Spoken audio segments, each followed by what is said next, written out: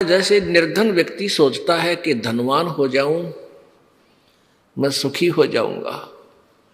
धनवान को सुख सपने में भी नहीं होता। अब वो सेठ धनवान समझता है कि ये राजा लोग सुखी होंगे,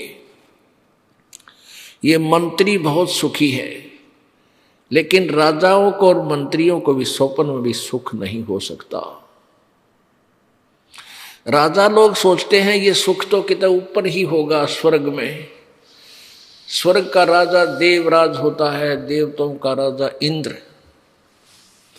इंद्र का इतिहास पढ़कर देखो पुराणों में, एक पल भी सुख का सांस इंद्र को नहीं है। और इंद्र की पदवी समाप्त होने के बाद वो सीधा गधे की योनि में जाता है।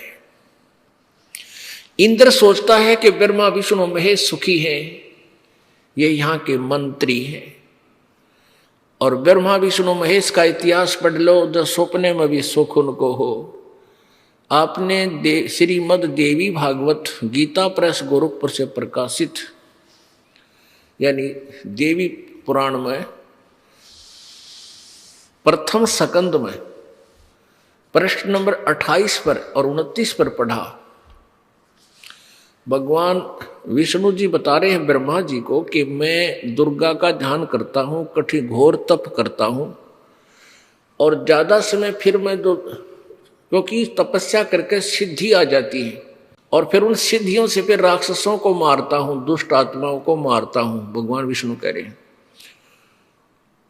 और थोड़ा बहुत कोई समय मिलता है, सौभाग्य प्राप्त होता है, तो लक्ष्मी के साथ सुखपूरी समय बिता पाता हूँ, नहीं तो मैं ज्यादातर समय युद्ध में ही व्यतीत करता हूँ। तो कहाँ सुख हुआ श्री विष्णु जी को।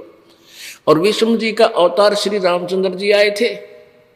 जय श्री रामचंद्र जी को कभी सपने में भी सुख हुआ हो तो, और विचार कर लो, हम उनको भगवान मान रहे थे। जब युवा हुए, शादी होगी, विवाह होते ही वनवास हुआ, और वनवास में सीता जी का अपहरण हुआ। फिर रावण के साथ युद्ध हुआ, लाखों लोग मरे, करोड़ों व्यक्ति मारे गए। फिर सीता जी को वापस लाए, एक धोबी के व्यंग से गर्भवती सीता जी को घर से निकाल दिया। वो बेचारी कहीं कहीं भटकती हुई, और वाल्मीकि महर्षि जी के आश्रम में जाके उस माई ने शरण पाई। अब रामचंद्र जी राजा और परिवार उसके पास नहीं, ना जाने कहाँ दुख पा रहा है, तो वो व्यक्ति कभी भी सुखी नहीं हो सकता जिसका परिवार बर्बाद हो चुका हो। बताओ वो क्या सुख था। तो सारी पृथ्वी का राजा बन जावे, आग लगे इसे राज के। और फिर रामचंद्र रूप में उसने बाली को मारा था, सुग्रीव के भाई को, विष्णु जी ने अर्थात रामचंद्र जी ने। उसका प्रतिफल उसने स्वयं श्री कृष्ण रूप में आकर बदला दिया। एक शिकारी ने भगवान श्री कृष्ण के पैर में तीर मार कर उनका वध किया। और श्री कृष्ण जी का जीवन, पूरे जीवन का इतिहास देख लो, सारा जीवन दुख में।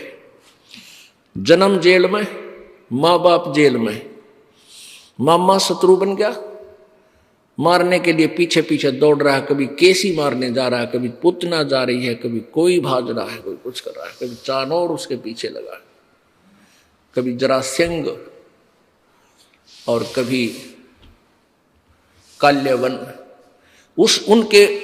उनके सताए हुए भगवान श्री कृष्ण जी और द्वारका बनाई, अलग से समुद्र में एक टापू ढूंढ गए। वहां जाकर कुछ दिन वो राहत मिली। उसके बाद दुर्वासा के श्राप से पूरे यादव कुल का विनाश हो गया, और श्री कृष्ण जी के भी कई हजार पुत्र थे, पौत्र थे, परपोते थे, वो सभी मारे गए। और श्री कृष्ण जी भी अंत में तीर से मारे गए। तो कैसे सुख हुआ।